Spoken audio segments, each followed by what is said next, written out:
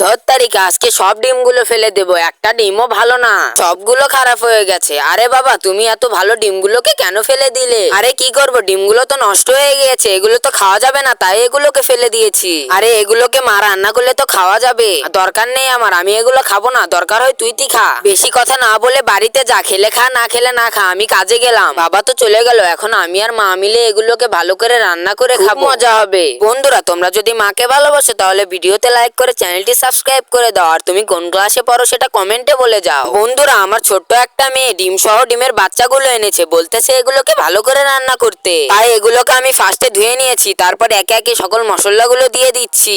সবগুলো একসঙ্গে মিক্স করার পরে ডিমগুলো ভালো করে সিদ্ধ করে নেওয়া হবে। সিদ্ধ করা হয়ে গেলে ডিমগুলোর খোসাগুলো ভালো করে সারিয়ে নিতে হবে। এরপরে ডিমগুলোর উপর ভালো করে ময়দা মিশিয়ে নিতে হবে। ময়দা মেশানো হয়ে গেলে ডিমগুলোকে তেলে ছেড়ে দিতে হবে, তারপরে একটু ভেজে নিলেই হয়ে যাবে রেসিপি তৈরি।